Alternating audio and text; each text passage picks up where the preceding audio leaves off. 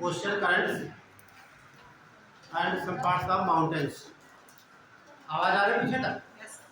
ना तो बोल देना।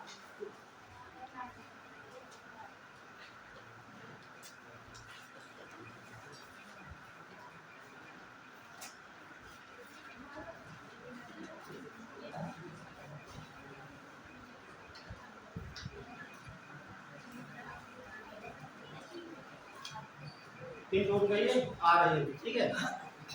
संग्रहित पर्वत देख लीजिए। संग्रहित पर्वत वह होते हैं जैसे मान लीजिए कोई ये पर्वत रहा होगा कभी,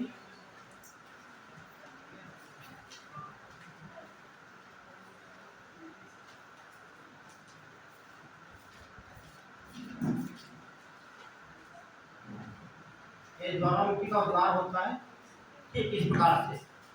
तो मैग्मा यहाँ बनेगा और इस पाइप से बाहर निकलता है, जमा होता रहता है, और जब उद्गार होने के बाद कभी एक बार उद्गार हो गया फिर बहुत देर बाद नहीं होता है, तो यहाँ पर ये सब बंद हो जाता है, यहाँ पर ठीक है, बंद हो जाएगा काफी दूरी तक यहाँ तक। तो दोबारा कभी संभावना नहीं थी कि इसमें उद्गार होगा, इसमें उद्गार कभी होगा। तो और ये पर्वत के रूप में बन जाता है, क्या बन गया? पर्वत के रूप में, ठीक। ऐसे पर्वतों को संग्रहित पर्वत कहते हैं और दूसरा नाम से ज्वालामुखी पर्वत भी कह सकते हैं। तो ऐसे पर्वत आपको सारे महाद्वीप में मिलेंगे, पूरे महाद्वीप में नहीं मिलेंगे जहाँ ज्वालामुखी पर्वत नहीं है। जैसे कुछ हमारे महाद्वीप है जहाँ ज्वालामुखी एक भी नहीं है, जैसे ऑस्ट्रेलिया पढ़ते आप लोग हैं, तो ऑस्ट्रेलिया में ज्वालामुखी नहीं है, तो वहाँ इस प्रकार का पर्वत ऑस्ट्रेलिया में नहीं देखने को मिलेगा। तो सबसे अच्छा एग्जाम्पल आप एड्रेस खोल लीजिए, नॉर्थ अमेरिका खोलिए, नॉर्थ अमेरिका एड्रेस में हम मैप बना रहे हैं, तो वहाँ देखेंगे आप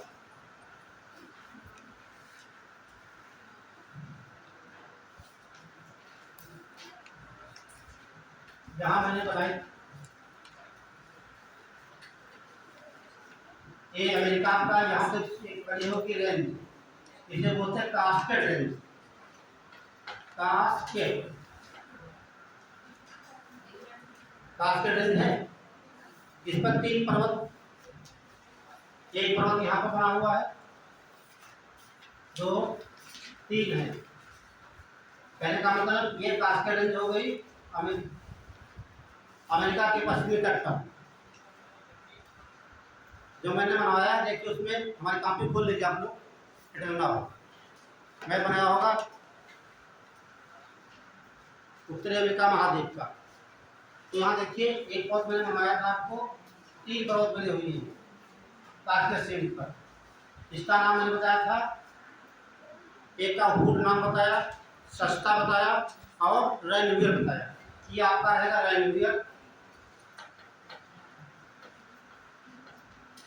ये हुड पर्वत है, ये आपका सस्ता। ये कई बार पूछा गया विशेष में सस्ता पर्वत कहाँ है?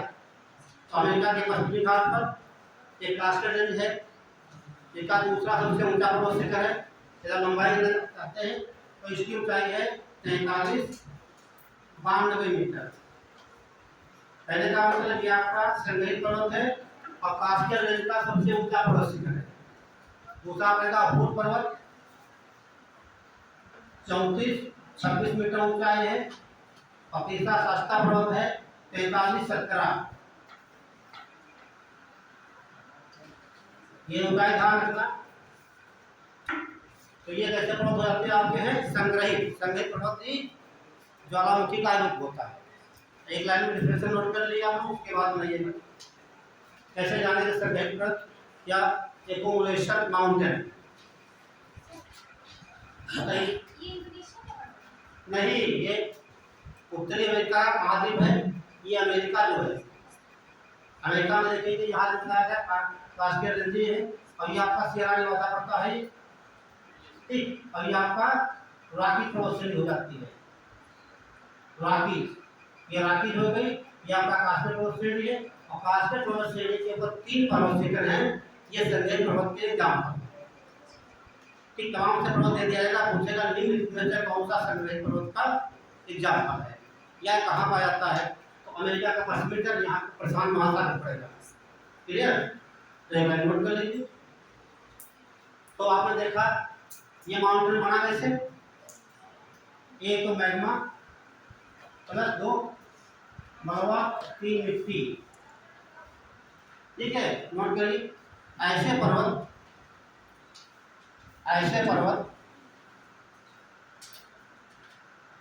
जिनका निर्माण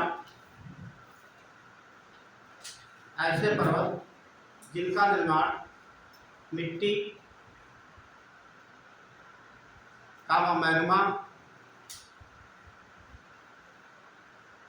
आदि पदार्थों से होता है।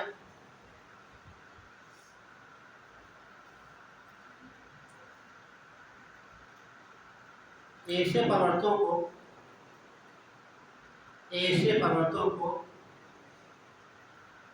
संग्रहित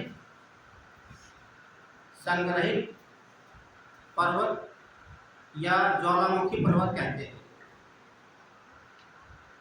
ऐसे पर्वतों को संग्रहित या ज्वालामुखी पर्वत कहते हैं। अब लिख लीजिए एग्जाम्पल जहाँ पूछे डिफिनेशन नहीं पूछी जाती है। एग्जाम्पल ध्यान रखना आपको, किस महाद्वीप में किस पर्वत श्रेणी का कौन सा शिखर है, तमाम एग्जाम्पल मिलेंगे आपको। एग्जाम्पल में लिखिए जैसे मैं बना सकते आप लोग, ठीक है। उत्तरी अमेरिका और महाद्वीप हो गया, उसमें केवल यूएसए की बात करेंगे। यूएस में पर्वत श्रेणी है बास्केट, उसके 3 पर्वत श्रेणियां नोट कर लीजिए। देखिए अमेरिका क्या बोलते हैं? यूएसए कहा जाता है। यूएसए बोलिए या अमेरिका कहते हैं। अमेरिका के पश्चिमी तट पर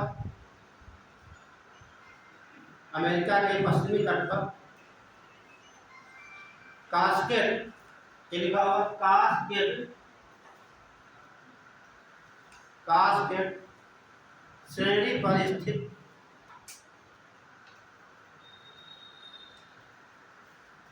3 पर्वत।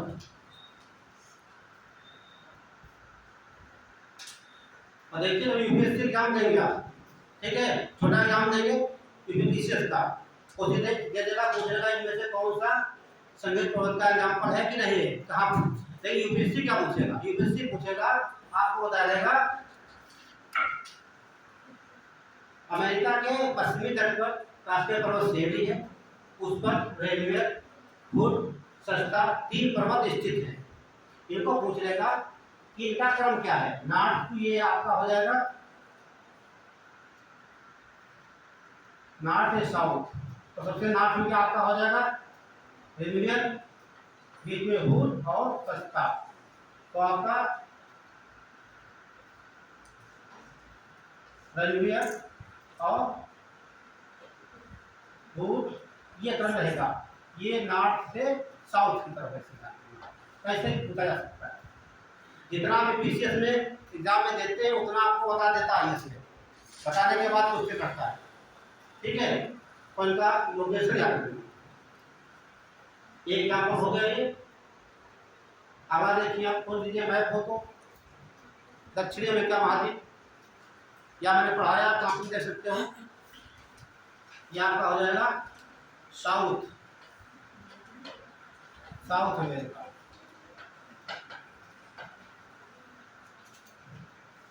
यहाँ देखिए लिखा होगा एकांगुआ, मैप है आप लोगों के पास, देख सकते हो एकांगुआ लिखा होगा। एकांगुआ क्या है? एकांगुआ पर्वत, इसकी विशेषता है कोई? इसकी विशेषता जानते हो क्या है? ये आपकी अर्थ हो गई, ये पूर्वी गोलार्ध, ये पश्चिमी गोलार्ध, क्लियर, ठीक है। और पश्चिमी गोलार्ध का सबसे ऊंचा पर्वत शिखर ये है। पूर्वी का कौन सा है? Mount Everest. यूपीएससी से पूछता है पूर्वी गोलार्ध का सबसे ऊंचा पर्वत शिखर क्या है? माउंट एवरेस्ट, जो हिमालय की पर्वत श्रेणी का है, लेकिन इसमें रखा जाए संग्रहित नहीं है, ज्वालामुखी से नहीं लिमिट है। पश्चिमी का देखिए क्या एकांगुआ, चिम्बाराजो, कोटोपैक्सी, 3 मिलेंगे आप। मैं देख सकते हैं आप लोग।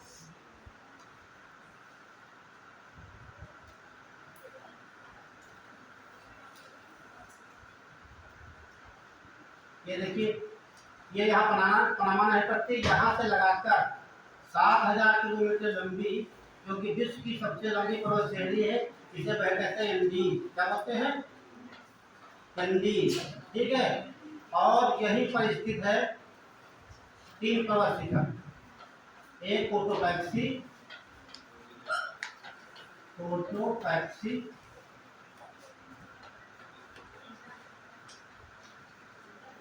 एकांगुआ,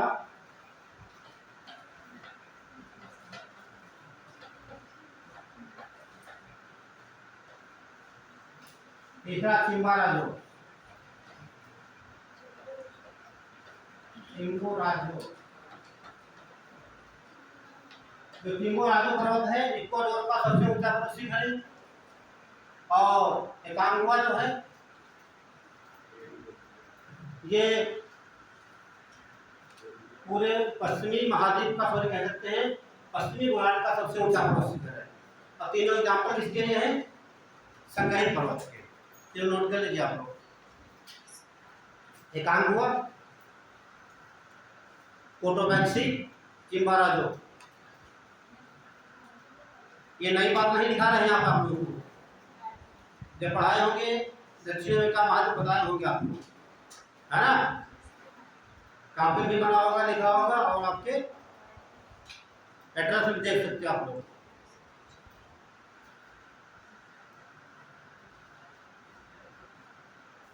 अगला देखिए, तीसरा एग्जाम्पल एशिया ले लेते हैं।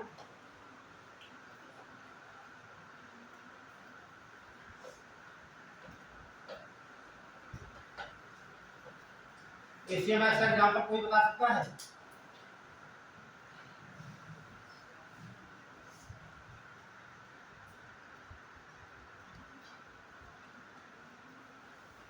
पिछली क्लास में चर्चा किए थे हम जापान के बारे में, जापान, इंडोनेशिया, है ना? तो मैंने डिस्कशन क्या बताई, इस पर्वतों का निर्माण मैग्मा, मिट्टी आदि से होता है। तो कभी ज्वालामुखी रहा होगा, है ना? ज्वालामुखी रहा होगा, उसके बाद बन गया ये संग्रहित पर्वत बन गया। तो ऐसा कोई पर्वत है एशिया में? आपको बात कहते मिलेगा, केबीसी के बारे में कुछ पूछा गया था। केबीसी याद है?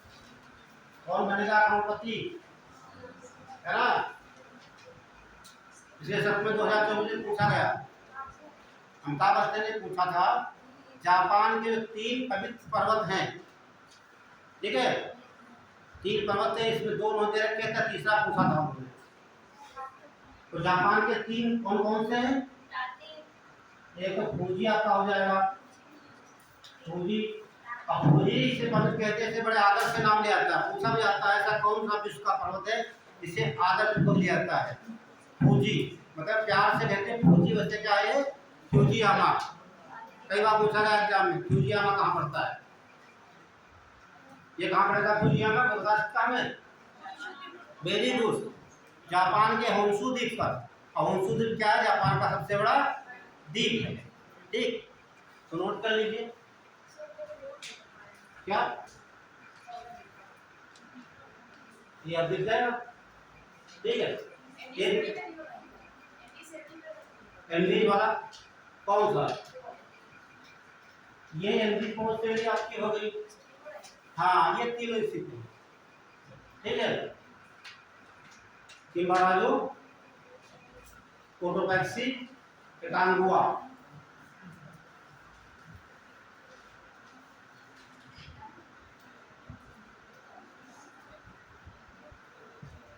तो एशिया में पहला एग्जाम्पल देख लिया आपने।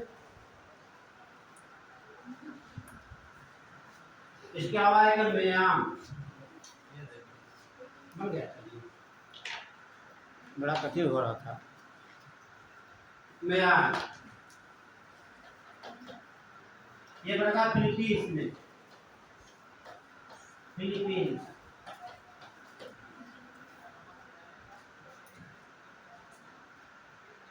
ये आपके संग्रहित पर्वत है, ठीक है। यूरोप में देख लीजिए, यूरोप, एटना, एटना कहाँ पड़ेगा ये? इटली। इटली तो बहुत आसान, आप लोग यूपीएससी के बच्चे हैं, इटली नहीं बोलेंगे आप। Very good. इटली के सिसिली द्वीप पर, है ना? याद आया कुछ? आप लोगों ने डिस्कस की थी जब मैंने बताया था स्ट्रोम्बोली, लिपोरी द्वीप, सिसिली द्वीप, किसी ने बताया था, याद है कुछ? तो किसी ने कमेंट भी किया था, बाद में मेंशन किया था, है ना? चलिए, एटना कहाँ रहेगा? सिसिली द्वीप पर।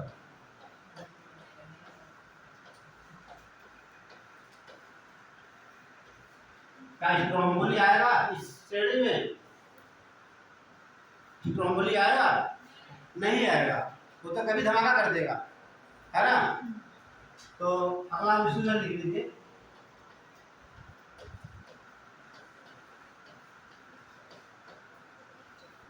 ये दो लिख लीजिए इटली के।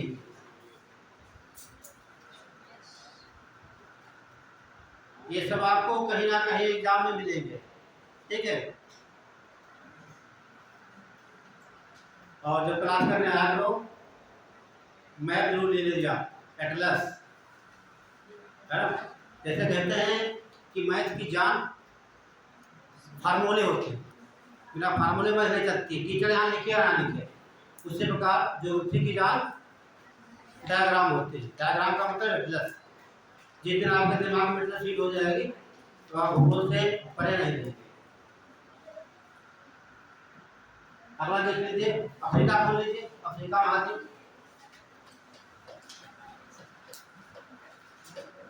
अफ्रीका महाद्वीप। एक नाम सुना होगा किलिमंजारो का, है ना? बहुत फेमस है किलिमंजारो।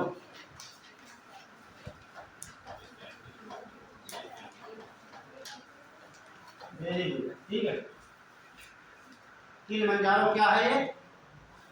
ये एक पर्वत है और जो बिना पर्वत श्रेणी का है ना? इसे क्या बोल सकते हैं? Free standing mountain. ये सवाल पूछा जा सकता है, ठीक है। सीधे से पूछेगा फ्री स्टैंडिंग माउंटेन किसे कहते हैं? यदि आपने पढ़ा फ्री मतलब स्टैंडिंग खड़ा हुआ होगा, आप माउंटेन में घुमा के आएंगे, एवरेस्ट घुमा के आएंगे, है ना? फिर स्वतंत्र रूप से, है ना? तो किलिमंजारो हो जाएगा ये। और की विशेषता क्या है? तो बच्चों के नाम ध्यान सुनिए। किलिमंजारो क्या है? एक अफ्रीका महाद्वीप का सबसे ऊंचा पर्वत है, ठीक है। इसकी ऊंचाई को बताएगा 58-95 मीटर।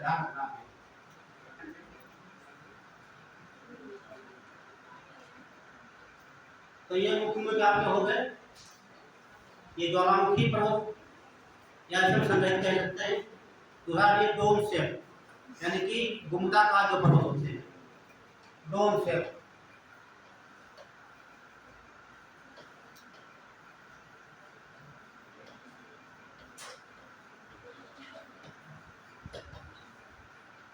गुम्बदाकार,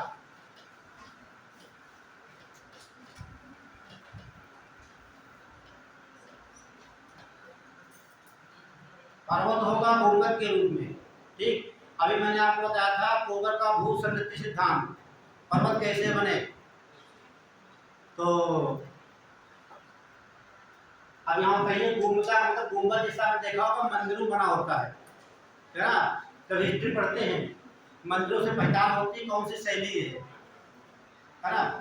त्रिभुजाकार शैलियों से मंदिर बनाए गए भारत में, उत्तर भारत, मध्य भारत और दक्षिण भारत में कैसे बने, तो गुंबद से पहचान होती है। तो गुंबद कैसे बने? जैसे मान लीजिए ये समतल क्षेत्रीय वाला है, कैसा है? समतल है। आंतरिक शक्तियों क्या, इधर से प्रेशर पड़ा और इधर से प्रेशर पड़ा, तो ये इस प्रकार से उठकर ये बन गया, ठीक है। अब इसे हम पठार नहीं कह सकते, ठीक है। क्या कहेंगे? इसे माउंटेन। ये गुंबद की तरह बन गया, लेकिन ये आगे और ऐसे ऊंचे भी हो सकते हैं इस प्रकार से। लेकिन शर्त इसमें क्या है? इसे माउंटेन कह सकते हैं हम, पर्वत कह सकते हैं क्या? नहीं कह सकते। पर्वत की डिफिनेशन क्या है? नहीं, ये तो डिफिनेशन नहीं हो गई। डिफिनेशन क्या, डिफिनेशन ये होती है, हाँ, उसका शीर्ष कैसा होगा, बस नुकीला होगा, धार कैसी होगी, तीव्र होगी। तो ध्यान रखना, यदि पृथ्वी के भूभाग से कोई उठा हुआ भाग है, उसकी ऊंचाई 1000 से ज्यादा है, 1000 मीटर से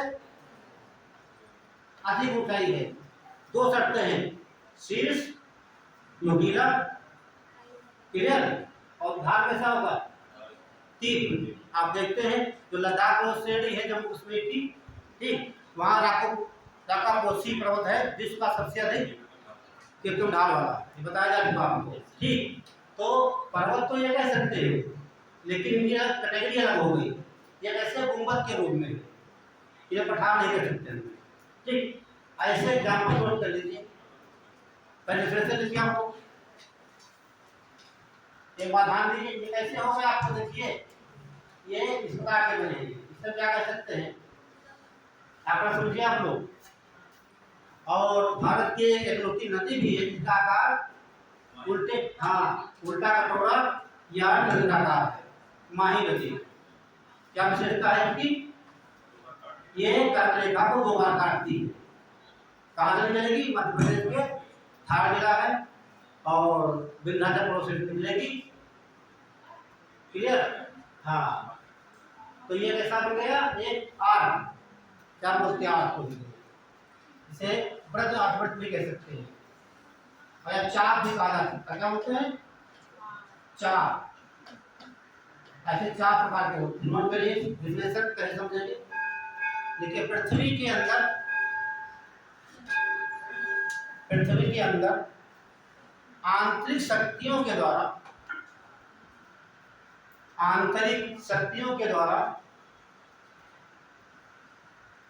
दबाव पड़ने से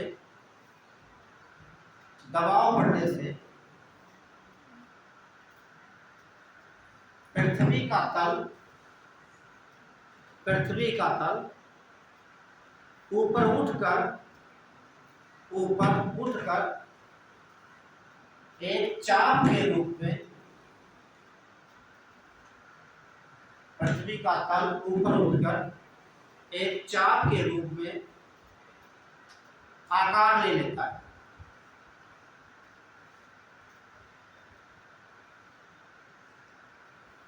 ऐसे पर्वत गुंबदाकार या डोम से पर्वत कहलाते हैं, गुंबदाकार या लिखा हुआ है गुंबदाकार या डोम से कहलाते हैं। तो सवाल कैसे पूछेगा एग्जाम में, पर्वत का नाम दे देगा, बोल देगा ये किस प्रकार का पर्वत है। तो एक एग्जाम्पल देखिए, ये सवाल पूछाएगा किस में, हेनरी पर्वत का नाम सुना होगा आप लोगों ने, हेनरी पर्वत ऐसे पूछा गया, हेनरी पर्वत कहाँ स्थित है, डाटा मैप है तो उत्तरी अमेरिका खोल लीजिए, मिल जाएगा आपको, ये पड़ेगा यूएसए में।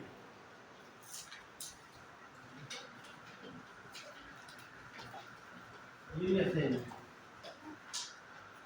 और एक बहुत बढ़िया पर्वत का नाम है सिनसिनाटी, क्या बोले, सिनसिनाटी,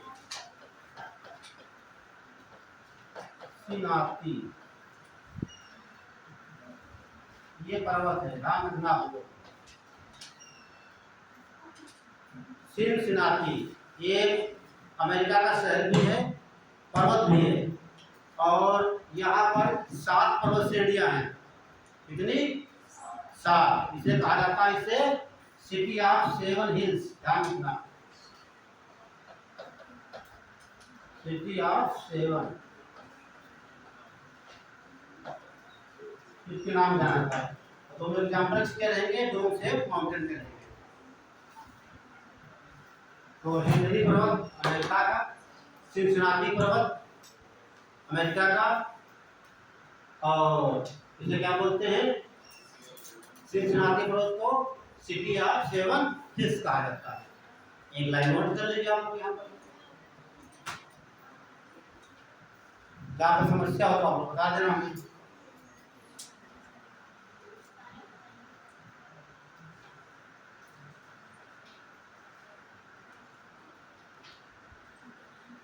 काफी बच्चों में एटलस नहीं है ना, एड्रेस ले लीजिए और लेकर जरूर आइए, है ना। तो ये मैं नोट कर लीजिए यहाँ पर सिनसिनाटी,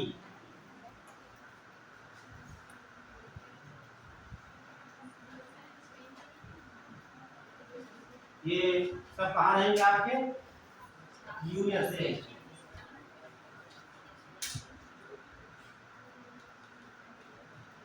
हो गया, चलिए अगला लिखिए 3 नंबर पे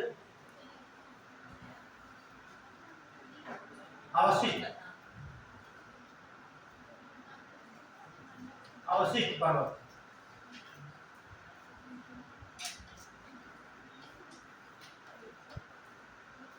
अवशिष्ट पर्वत या इन्हें कहते हैं प्राचीन पर्वत। अगला नाम रेजिडुअल, कभी ऐसे पूछेगा रेजिडुअल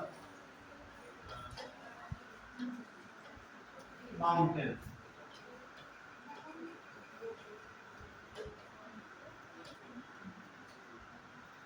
एक नाम तीसरा और है रिलाइट, ध्यान रखना आपको, या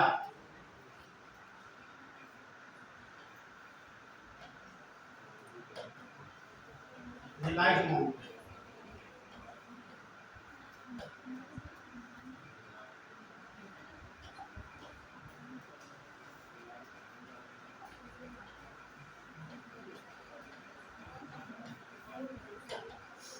तीनों नाम ध्यान रखना, ठीक है। एग्जाम में पूछा था ऐसे, रेजिडुअल कैसे लिखता है, रेजिडुअल,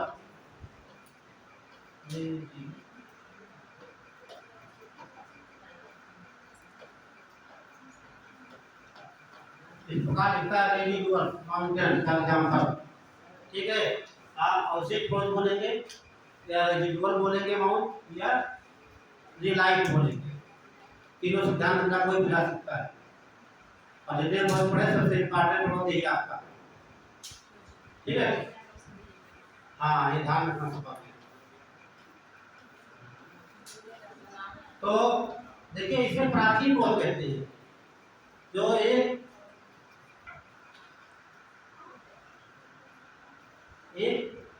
एरा है, उसे कहा जाता है प्री कैम्ब्रियन। क्या बोलेंगे, प्री कैम्ब्रियन का कहा जाता है। उसमें जितने पर्वत बने प्री कैम्ब्रियन,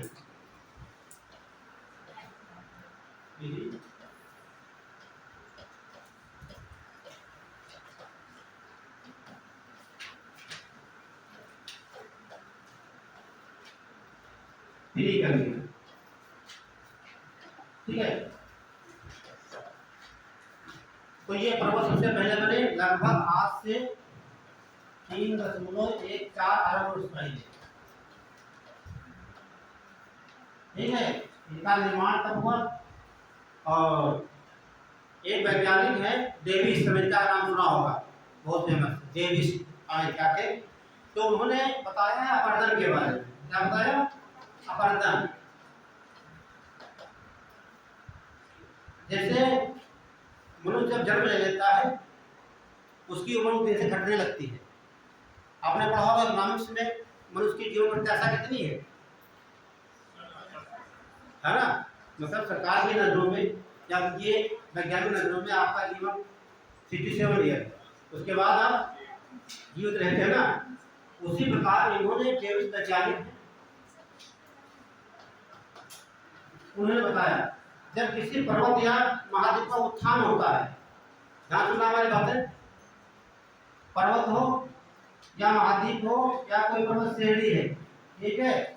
जब उसका उत्थान होता है तब तक उस पर अपवर्तन की क्रिया काम नहीं करती है, तब तक अपवर्तन नहीं हो सकता है। जैसे उसका उत्थान बंद हो जाता है तुरंत अपवर्तन की क्रिया प्रारंभ हो जाती है। तो इनका निर्माण कब हुआ है, प्री कैम्ब्रियन काल में, बहुत पहले हुआ है, 3.41 अरब वर्ष पहले। तो इन पर सबसे ज्यादा अपवर्तन रहा होगा। अपवर्तन एक प्राकृतिक होता है, एक मानव के द्वारा होता है, ठीक है। तो इतना अपवर्तन होने के बावजूद ये क्या हुई, पर्वत श्रेणियां जो मान लेते हैं ये पर्वत श्रेणियां नहीं होंगी उस समय में, ठीक है। अपवर्तन के कारण आज ये घिस कर एक अवशेष के रूप में इस प्रकार से रह गई ये पर्वत श्रेणी, ये गोल्डन माउंटेन था, आज क्या रहेगी घिसकर अवशेष के रूप में। अवशेष मतलब बचा हुआ, बचे हुए को क्या कहते हैं अवशिष्ट, अवशेष, अवशेष। ठीक है, इन पहाड़ियों को अवशिष्ट पर्वत कहा जाता है, और इसलिए सबसे प्राचीन कहा जाता है। जैसे हम देखते भारत की अरावली पर्वत, अरावली पर्वत क्या है, ये कभी गोल्डन माउंटेन हुआ करती थी, और इसकी ऊंचाई कितनी थी, वेरी गुड, 2800 मीटर की औसत ऊंचाई है। ये कितनी है, औसत ऊंचाई है। ठीक है, और आज कितनी औसत है, 930, कितने गुना घटकर रह गई है। तो ये अरावली, ये प्राचीन श्रेणी हो गई। इस प्रकार के जिसके तमाम एग्जाम्पल आपको मिलेंगे। फिर अमेरिका का पूर्वी तट देखेंगे, हिंद महासागर का अटलांटिक महासागर है, वहां पर एप्पलेशियन पर्वत श्रेणी है ना, याद है आपको। एप्पलेशियन पर्वत श्रेणी का विस्तार कहाँ है, किन दो देशों में, यू वेरी गुड, अधिकांश भाग यूएसए में और कम से कम भाग कनाडा में। क्लियर है, तो यहाँ एक ग्रुप नोट कर लीजिए और सिस्टम में बोले, इस प्रकार की पर्वत श्रेणियों, इस प्रकार की पर्वत श्रेणियों का निर्माण, इस प्रकार की पर्वत श्रेणियों का निर्माण लगभग 3.41 अरब वर्ष पहले प्री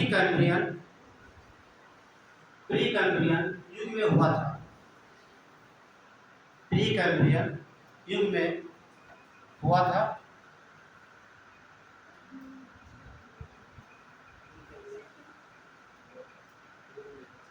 प्री कैम्ब्रियन युग में हुआ था, जो कि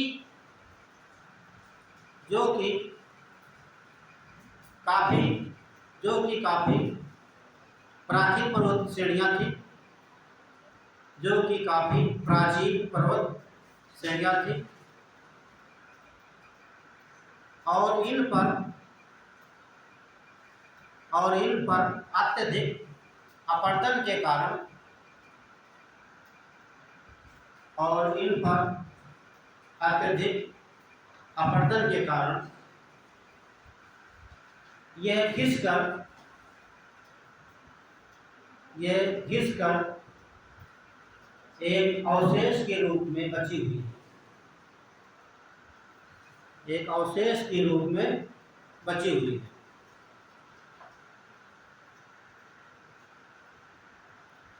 अवशेष के रूप में बची हुई है, और इन पर्वत श्रेणियों को अवशिष्ट पर्वत, और इन पर्वत श्रेणियों को अवशिष्ट पर्वत या रेजिडुअल, अवशिष्ट पर्वत श्रेणी या रेजिडुअल या रेलाइट लिखा हुआ, रेलाइट पर्वत श्रेणी कहा जाता है। आपने इतना ध्यान रखना, अवशिष्ट पर्वत श्रेणी या रेजिडुअल या रेलाइट पर्वत श्रेणी कहा जाता है। एग्जाम्पल नोट कर लीजिए, जैसे ध्यान रखना, जैसे इंपॉर्टेंट है एग्जाम्पल।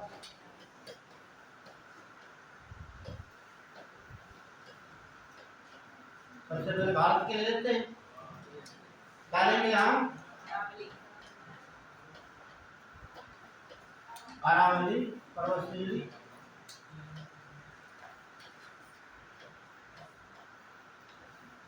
और भारत की दूसरी को श्रेणी है क्या, वेरी गुड, विंध्याचल,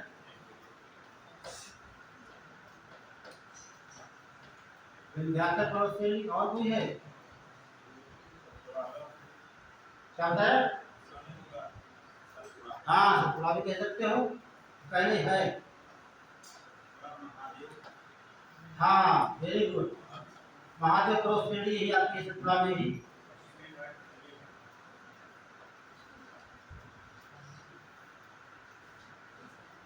महादेव और आपके पश्चिमी घाट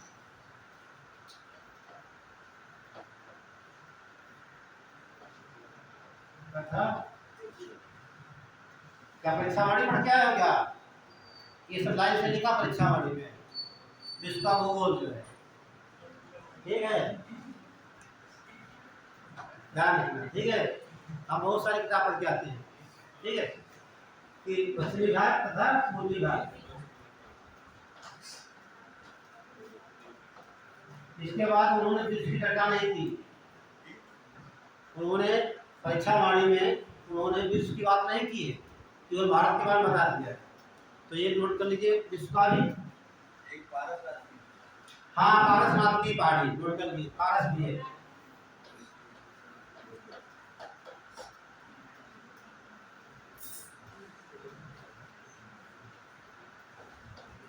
पर्वत श्रेणी और लिख लीजिए आपलेशियन पर्वत श्रेणी।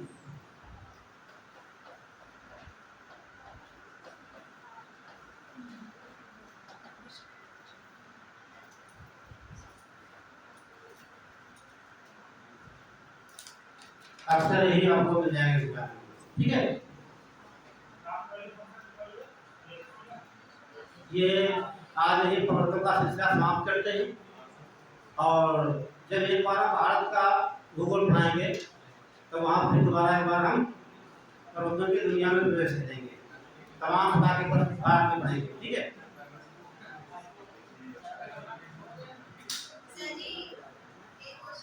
हाँ बताइए।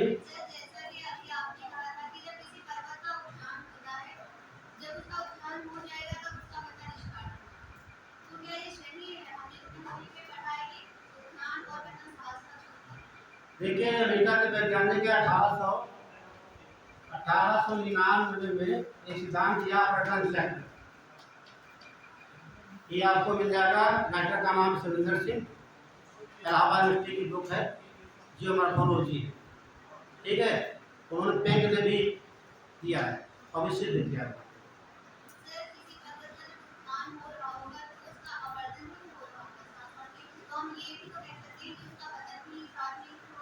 हाँ लेकिन होता, लेकिन इन्होंने रिस्पेक्ट माना है, जब तक इनका उत्थान होता तब तक पता नहीं, तब तक पता नहीं होता है। जैसे इनकी क्रिया समाप्त होती है तुरंत उत्थान होता है, पता ही स्टार्ट होता है, ठीक। अपरदन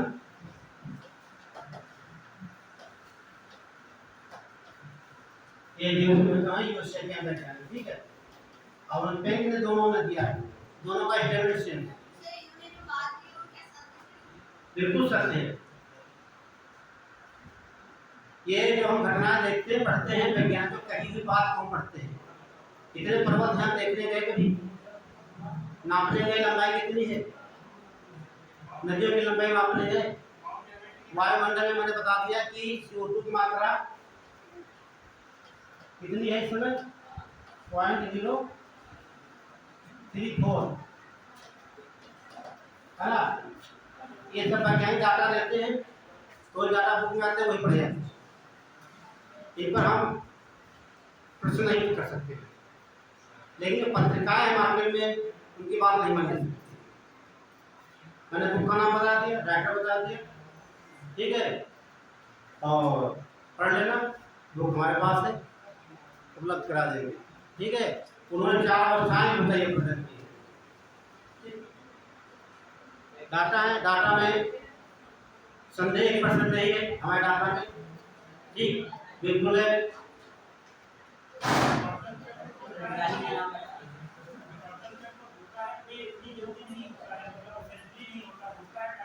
हाँ टाइम लग जाता है, ठीक है। हाँ हाँ शांत रहिए आप।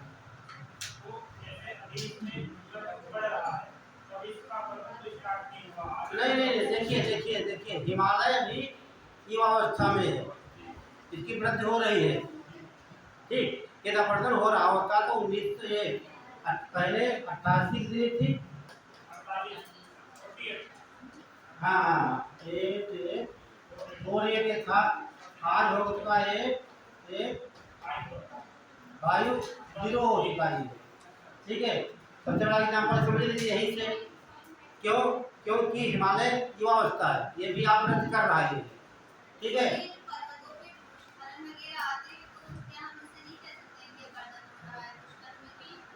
ये अपरदन नहीं, ये तो प्राकृतिक घटनाएं हैं। अपरदन का मतलब क्या होता है? जैसे मान लीजिए कोई पर्वत श्रेणी है, ठीक, अपरदन कब होगा? यहाँ पर ताप का प्रेशर पर टेम्परेचर, तो टेम्परेचर बढ़ेगा, यहाँ पर क्या होगा? टेम्परेचर ज्यादा बढ़ेगा तो क्या होगा? यहाँ पर दरार पड़ जाएगी, दरार पड़ेगी तो बरसात होगी, तो पानी भरेगा इसमें, धीरे धीरे क्या होगा? इसका क्या अपरदन होगा।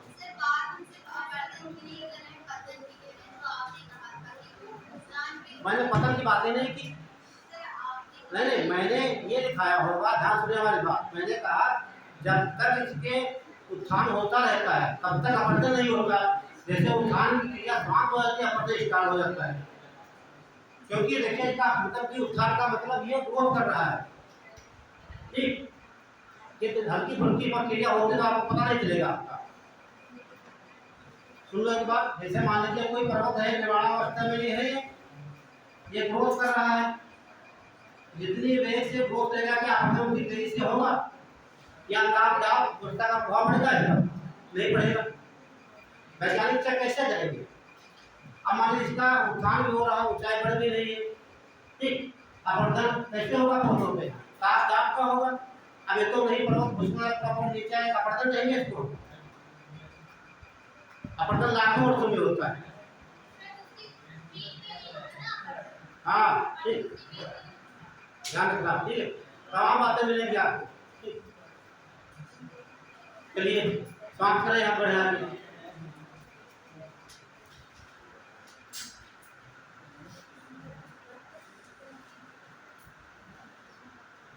डाल लीजिए क्वेश्चन करेंट।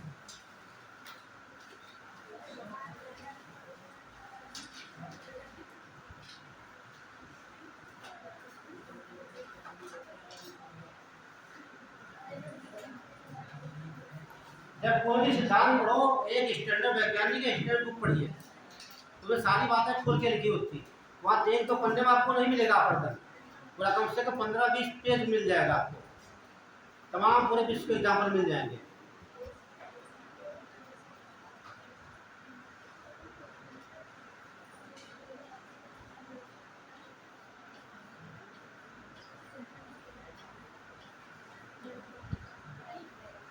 क्वेश्चन, महासागरीय धाराएं बताइए गुरु जी। जिसमें 7 महाद्वीप हैं, उसमें आपने सारे महाद्वीपों के पर्वत बताए, उसमें एक आपने छोड़ दिया, उसके बताइए। ऑस्ट्रेलिया को मैंने छोड़ दिया, अंटार्कटिका को मैंने छोड़ दिया। हाँ भाई, दोनों एक महाद्वीप है। ठीक है, किसमें छोड़ दिया? महाद्वीपों के बारे में मैंने महाद्वीपों को पर्वतों की चर्चा की, पर्वत श्रेणियों की चर्चा, बाकी की चर्चा नहीं की अभी। ठीक है, बाकी छोटा गुरु जी पूछ रही है।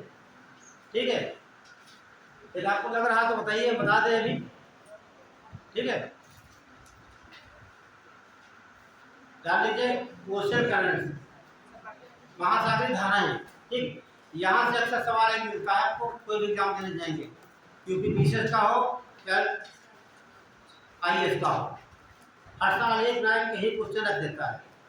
तो पहले समझिए धाराएं होती क्या है। ठीक है, धाराएं कैसे होती, कैसे चलती है, क्या प्रभाव पड़ता है, इनकी उत्पत्ति कैसे होती है। आप सवाल बहुत करना, लेकिन पहले बात है मैं समझ लीजिए, बाद में क्वेश्चन करना जितने मन चाहते कर सकते हो, फ्री हो बिल्कुल मेरी क्लास में, 1 से लगाकर 100 तक। तो देखिए पहले एक पॉइंट समझना हमारी बात, ये आपकी 8 हो गई, और ये 0 डिग्री आपकी हो गई, और ये 23.1 डिग्री नाड़, ठीक है, 3 पॉइंट, इसे क्या बोलते हैं? अर्ध रेखा, मकर रेखा हो गई। जो हमारा सन है ये, ठीक है, सन की रेखा कहाँ पड़ती है? सीधे कर्क मकर रेखा, है ना। कहने का मतलब सूर्य की पोजीशन क्या, सूर्य ऐसे आगा जाता है यहाँ पर, ठीक। तो सूर्य की किरणें सीधे लंबवत पड़ेगी कहाँ पर? भूमध्य रेखा पर। तो यहाँ का जल जो होगा कैसा होगा? गर्म होगा। ये सहमत आप लोग हैं? जल कैसा होगा? यहाँ पर गर्म होगा। कहने का मतलब यदि इस क्षेत्र का जल कहीं जाएगा तो कैसा होगा? वो गर्म होगा। यदि भूमध्य रेखा से जल कोई जा रहा है ध्रुव तो कैसा होगा? गर्म होगा, ठीक। ध्यान रखना, यदि कोई जल भूमध्य रेखा से जा रहा है ध्रुवों की तरफ तो गर्म होगा। और जो आपके ध्रुव है कैसे हैं? यहाँ सब बर्फ है, पहले बर्फ है यहाँ पर सब क्या है? बर्फ है। तो बर्फ नीचे आगे कैसी होगी? ये कोल्ड होगी। तो ये कोल्ड होगी। कहने का मतलब तो धाराएं दो प्रकार की बन सकती हैं। ये वो धारा जो भूमध्य रेखा से जाएगी ध्रुव की तरफ, वो जब कैसा होगा? गर्म होगा, क्लियर। और जो ध्रुव से आएगा रेखा तरफ वो क्या होगा? ठंडा होगा। और ये जहां जहां जाएगा जिस महाद्वीप के किनारे उस धारा का नाम कहते हैं गर्म धारा। और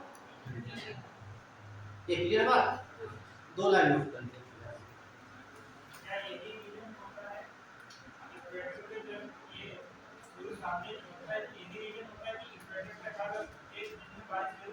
हमेशा बारिश होती है, क्योंकि देखिए जब यहाँ पर हमेशा सूर्य किरणें पड़ेगी तब यहाँ पर गर्म ज्यादा होगा।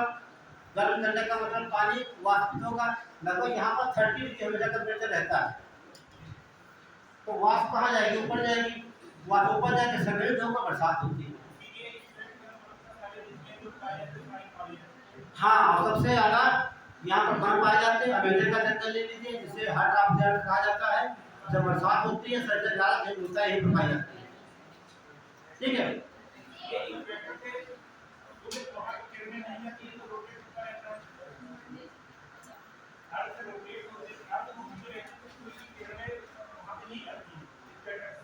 ये तो इक्वेटर ही तो है आपका, ये पोल है। हाँ, पोल पर देखिए ये दिशा से करते हैं, ये यहाँ तक ये 66 डिग्री आपका है, ठीक। ये 66 आपका रहता है, ये दिशा यहाँ पड़ती है, ठीक है। और यहाँ पर सीधे पड़ती है यहाँ पर, इसलिए ज्यादा गर्मी होती है यहाँ पे, ठीक है। जैसे मान लीजिए ये आपका बनेगा, ठीक है। चलिए तो नोट कर लीजिए, यहाँ क्वेश्चन दे दो ना किसी को।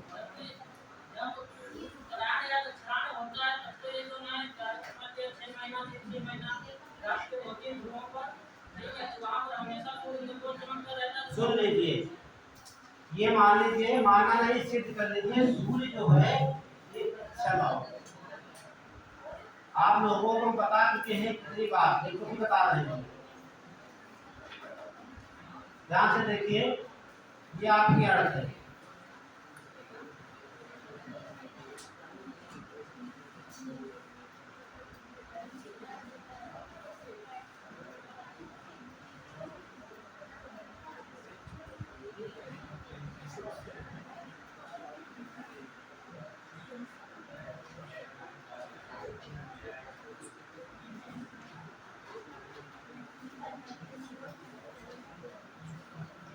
ये आपकी अर्थ हो गई।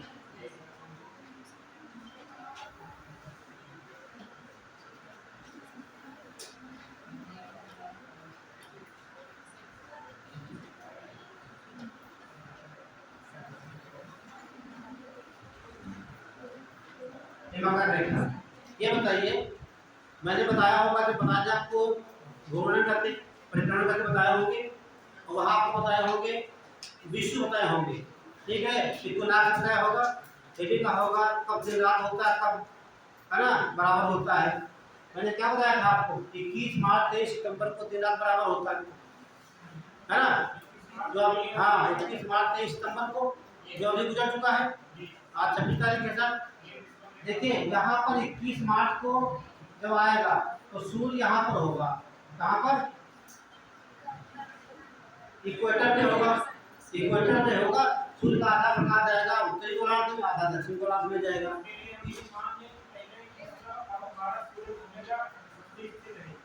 हाँ लेकिन पृथ्वी घूमने सूर्य नहीं घूमता है। हाँ हाँ यहाँ मान लिया जाता है, माना जाता है, ठीक है। तो सूर्य यहाँ पर जब होगा 21 मार्च से चलेगा, मार्च अप्रैल मई जून जुलाई, कहाँ तक, मार्च अप्रैल मई जून जुलाई, ठीक है। हाँ मार्च अप्रैल, ठीक, क्या आएगा, मार्च अप्रैल फिर मई, तो फिर यहाँ जाएगा, फिर यहाँ आएगा, यहाँ ऐसे चलता रहता है सूर्य, ठीक है।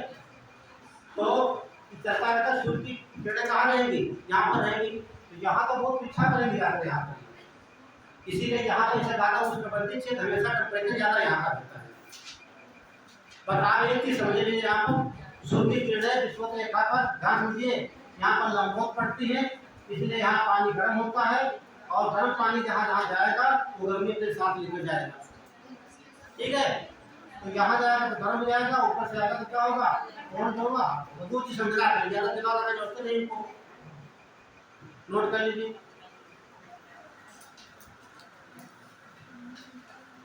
देखिए विषुवत रेखा पर, विषुवत रेखा पर सूर्य की किरणें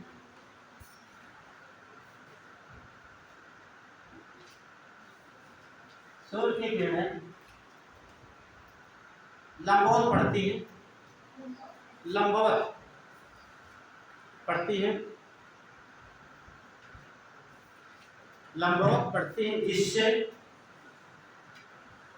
इस क्षेत्र का ताप, इस क्षेत्र का ताप अधिक होता है। होता कितना लिख सकते हो आप लोग, 20 से 35 डिग्री कहीं मिलेगा, या 20 से 30 टेम्परेचर रहेगा भूमध्य रेखा पर।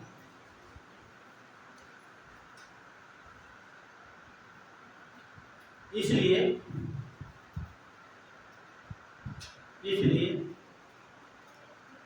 भूमध्य रेखा से ध्रुवों की ओर जाने वाला जल गर्म होता है, इसलिए भूमध्य रेखा से ध्रुवों की ओर जाने वाला जल गर्म होता है, इसलिए भूमध्य रेखा से ध्रुवों की ओर जाने वाला जल गर्म होता है, और ध्रुवों से भूमध्य रेखा की ओर आने वाला जल ठंडा होता है।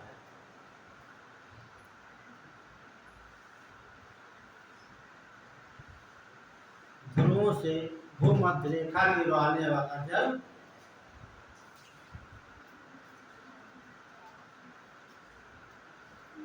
ठंडा होता है।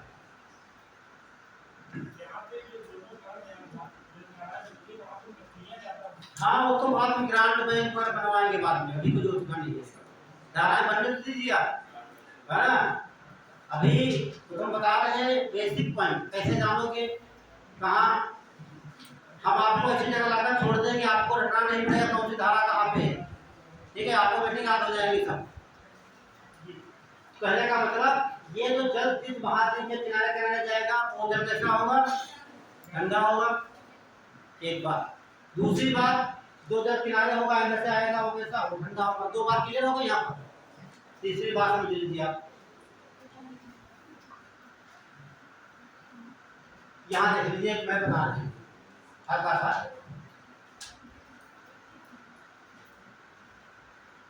बनाना नहीं आप लोग को समझना यहाँ पर।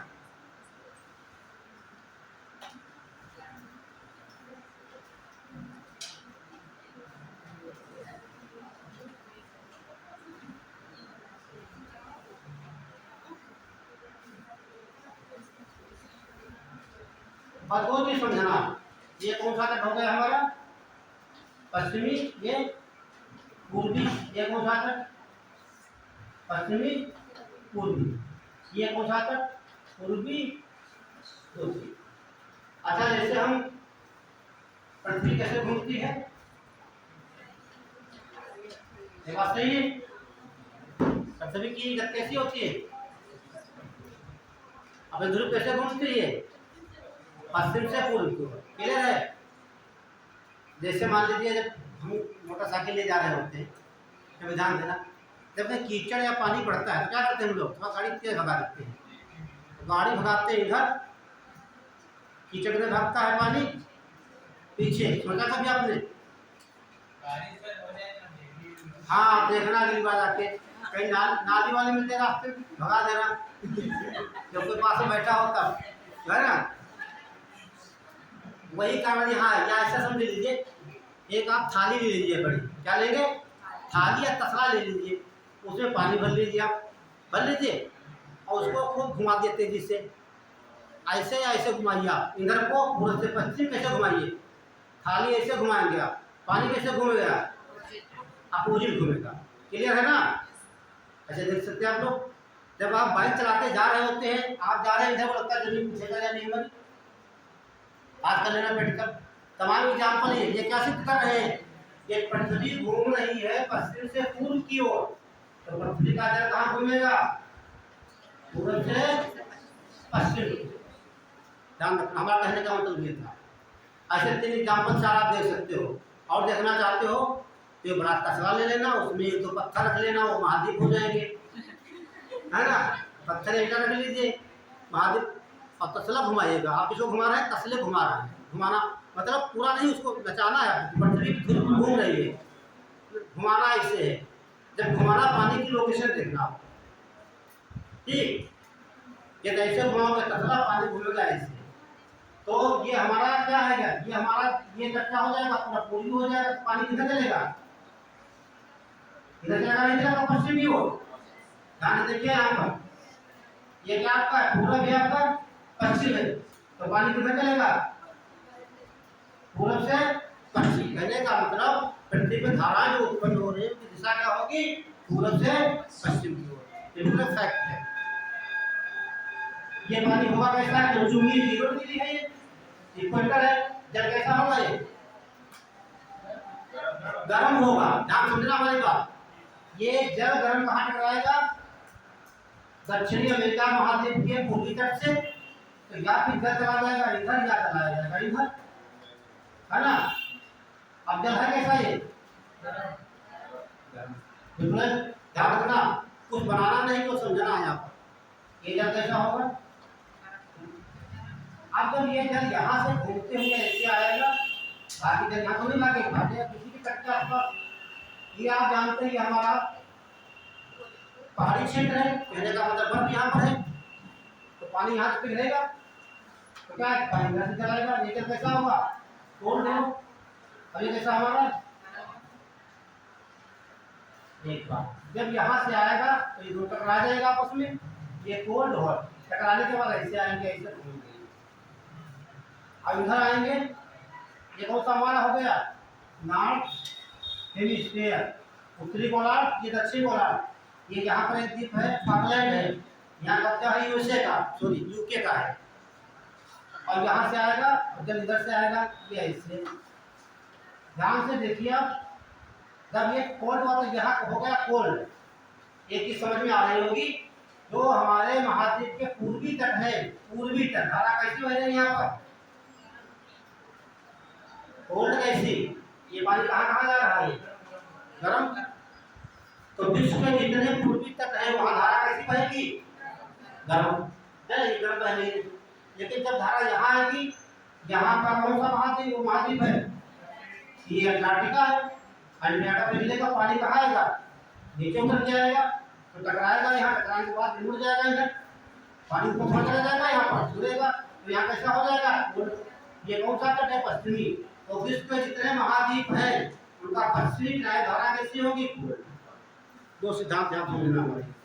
तीसरी बात देखिए यहाँ पर, तो धारा कैसे घूम रही है, ऐसे इस प्रकार से घूम रही है। ये क्लॉकवाइज कि एंटी क्लॉकवाइज बताइए आप लोग। बस यही पूछा जाता है, यूपीएससी पूछेगा कि उत्तरी गोलार्ध में धाराएं हमेशा क्लॉकवाइज या एंटी क्लॉकवाइज चलती है, या पूछेगा दक्षिण गोलार्ध में धाराओं की दिशा क्या है, देख लीजिए ये एंटी क्लॉकवाइज। ध्यान रखना ये दो क्वेश्चन बनते यहाँ से। आपको दो मैंने बताया, एक है धाराएं कैसे पहचानने के, विश्व के कितने महाद्वीप में, पश्चिमी ध्रुव में धाराएं कैसी बहेगी, गर्म, क्यों गर्म धारा टकराएगी यहाँ पर, जहाँ जहाँ जाएगी कैसा पानी होगा, गर्म। अब जितने देशों के नाम याद कर लीजिए वही धाराओं के नाम। यहाँ कौन सा देश, ब्राजील है ना, तो क्या बोलेंगे ब्राजीलियन धारा। यहाँ पर आएंगे ये कौन सी खाड़ी बनी है, गल्फ ऑफ स्ट्रीम, तो क्या बोलते हैं गल्फ ऑफ स्ट्रीम धारा कैसी हो गई, गर्म हो गई। बस आपको ध्यान रखना है कौन सा क्षेत्र किस द्वीप के तट पर है।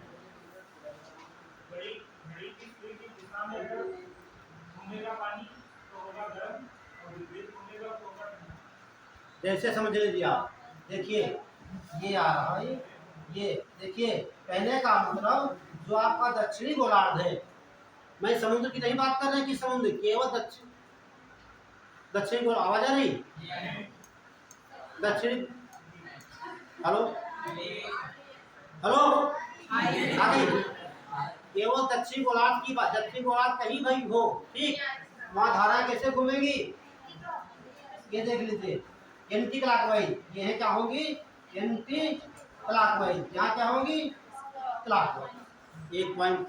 दूसरा पॉइंट ये रहेगा पश्चिमी तट धाराएं कैसी होंगी, गर्म, पूरी तट पर ठंडी। यहाँ क्लियर हो गया, कोई डाउट हो बताओ, ये चलेगा नहीं है। हेलो क्या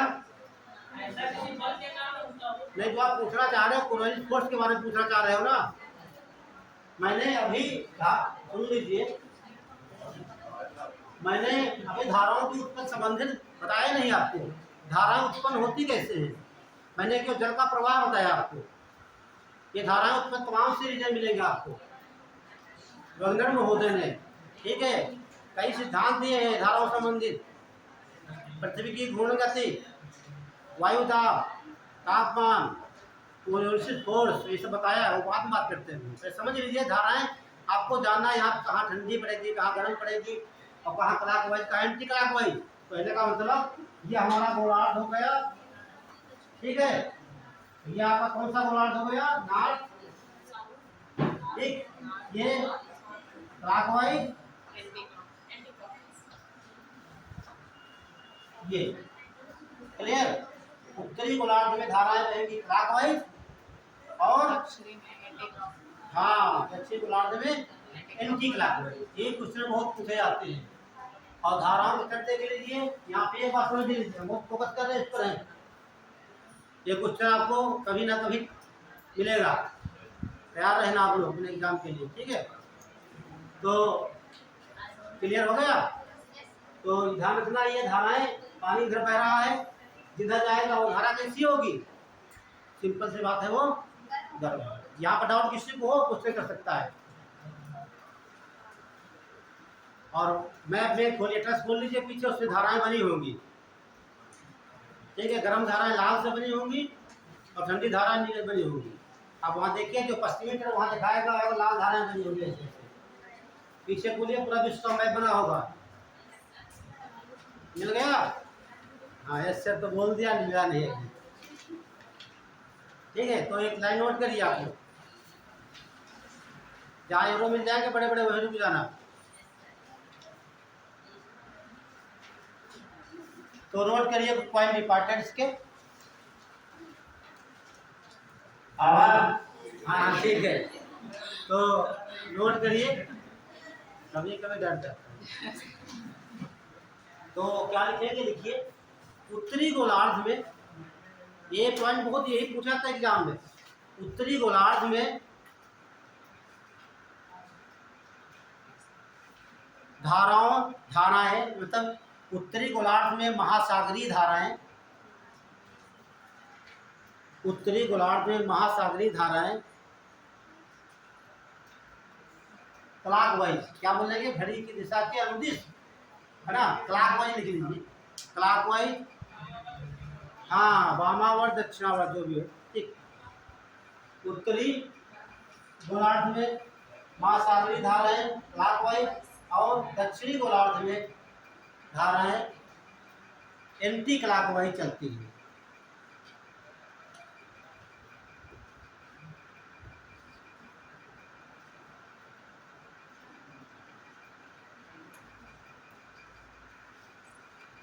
ये ऐसा होता क्यों है, ये रीजन बताएंगे अभी आपको, ठीक है। अगला पॉइंट लिखिए, दूसरा पॉइंट, महाद्वीप के पश्चिमी तट पर, महाद्वीप के पश्चिमी तट पर गर्म जलधाराएं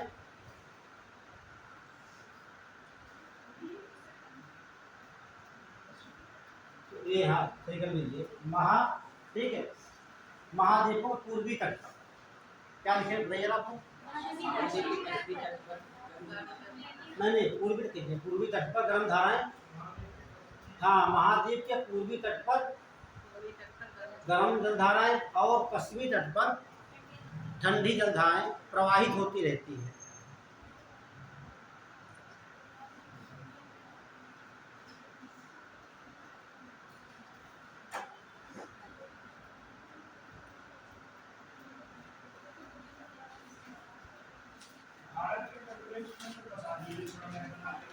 ये सब ठीक है, पूरा कुछ नहीं छूटेगा आपका, ठीक है,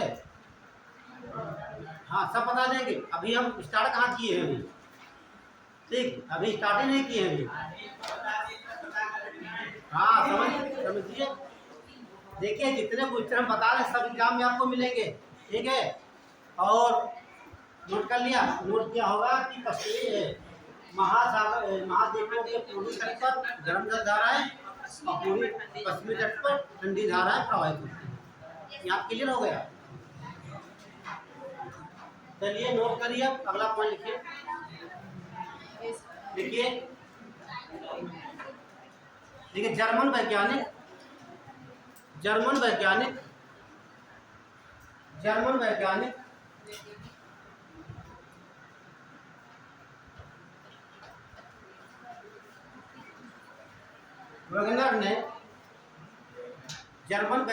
वेगनर ने ये लिखा हो गया वेगनर, इनका नाम बार बार हम लेते हैं, है ना। इन्होंने कोई क्या क्या, इन्होंने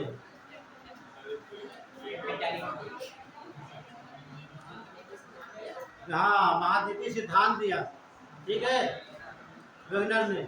अगले सबसे पहले पंजिया बताया, पंजिया बताया, पेंथालासा बताया, और कैसे हमारे महाद्वीपों का निर्माण हुआ इन्होंने बताया, ठीक है। क्या लिखूं, हाँ ने महासागरी उत्पन्न होने के निम्न कारण बताए, महासागरी धाराओं के उत्पन्न होने के निम्न कारण बताए।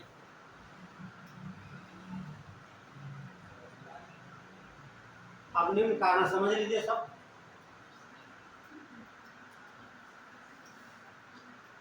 पहला क्या बताया, पृथ्वी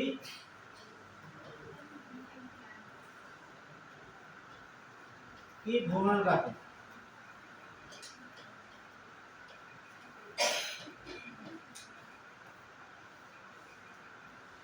अब समझ में आ गया होगा, मैं पहले बता चुका हूं। इन्होंने क्या बताया, जो धाराएं प्रवाहित हो रही पृथ्वी पर, ठीक है, सबसे मेन कारण क्या है, पृथ्वी का अपनी धुरी पर घूमना। तो पृथ्वी कितने वेग से घूम रही है धुरी पर,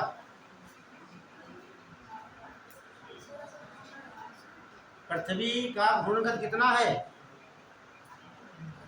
बताइए, कोई बच्चा बोले, काफी मत खोलना, कोई काफी नहीं खोलेगा, हाँ नहीं, ये तो खुला है काफी। अच्छा ये बताइए, मैंने एक बताया था रटना आपको नहीं, भूगोल में कुछ है तो कैसे निकालेंगे पृथ्वी की घूर्णन? हाँ, वेरी गुड। घूम देखिए, ये हमारी जो पृथ्वी है ये 0 डिग्री है, कितना है? 40,76 किलोमीटर। और घंटे कितने होते हैं? 24 घंटे होते हैं ना। 24 से डिवाइड कर दीजिए, कितना आएगा?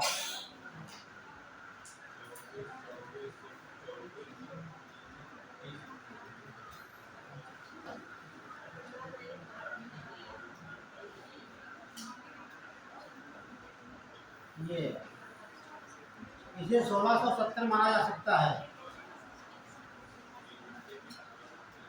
पृथ्वी अपनी धुरी पर एक चक्कर, ठीक है, जब ये चक्कर नहीं, 1 घंटे में 1670 किलोमीटर घूमती है।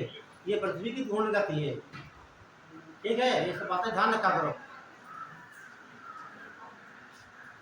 तो वही मैंने आपको एग्जाम्पल बता दिए। पहले एक थाली लीजिए, उसमें ईंटा पत्थर रख दीजिए और घुमा दीजिए, है ना। तो घुमाएंगे, महाद्वीप हो जाएंगे और ये पानी से जो लहरें उत्पन्न होती है।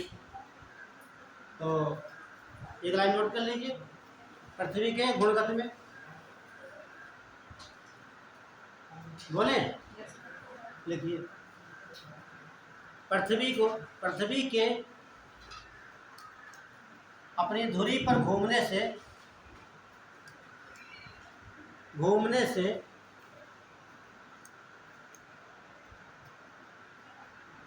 धाराओं का प्रवाह प्रारंभ होता है। धाराओं का प्रवाह प्रारंभ होता है।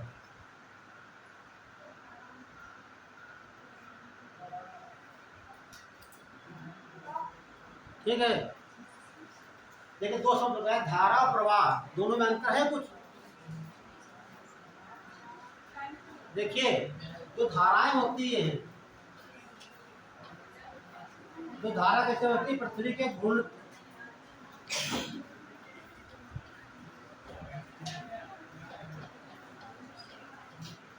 जो आपका ये धाराएं कैसे उत्पन्न होती है? पृथ्वी घूर्णन गति से।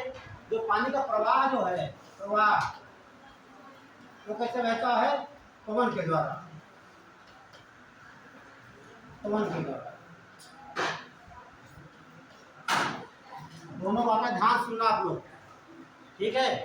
तो धाराओं का प्रवाह हो रहा, किसके द्वारा हो रहा है? घूर्णन गति के कारण। और प्रवाह जो पानी का होता है, आपने देखा होगा, पानी का प्रवाह, हवा चल रही है, उसके चक्कर में पानी लहरें उत्पन्न होती है, वो प्रवाह होता है। और इसे इंग्लिश में कहते हैं ड्रिफ्ट कहा जाता है, इसे करंट कहते हैं।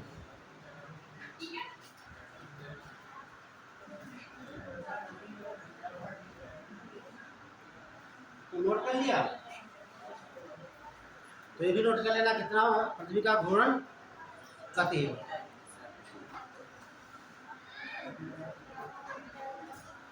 दूसरा लिखिए,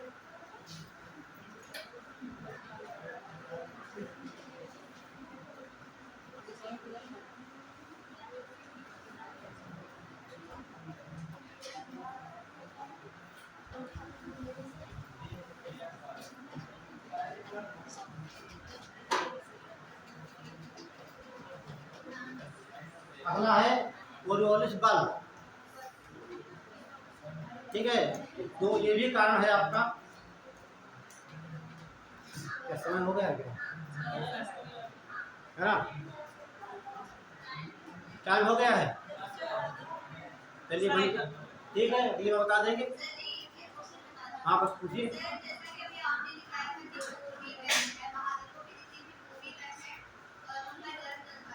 पूर्वी पर ठंडी, हाँ, गर्म धारा।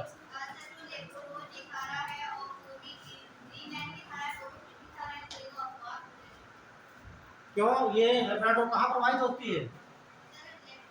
हाँ, अफ्रीका के पश्चिमी जो है, ग्रीनलैंड के पश्चिमी तट पर है ये।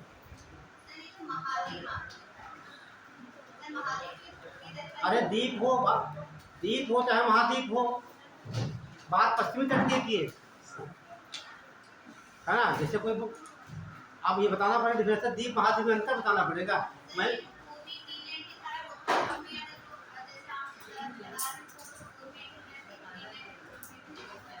तो ग्रीनलैंड हमारा द्वीप है, ठीक है। तो ग्रीनलैंड हमारा द्वीप हो गया, उसका तट कौन सा है? तो बात तो वही आ गई पूर्वी तट पर।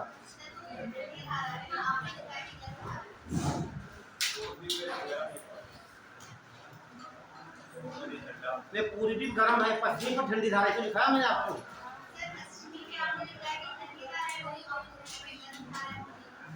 अरे अरे सुन लीजिए, देखिए जैसे मैंने बताया, कोई ये महाद्वीपीय है, ये महाद्वीपीय है आपका, ये तट क्या हो जाएगा इसका, ये आपका समुद्र आपका हो गया, ये आपका पश्चिमी हो गया, पूर्वी हो गया, ठीक।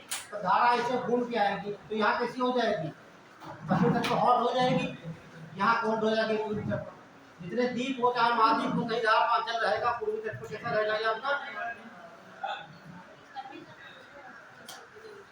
बंद कर दिए इसके। और वहां से जो आप यहाँ पर बर्फ पूरी है, जैसे पानी जाएगा ठंडे रहेगा हमारा ना ये।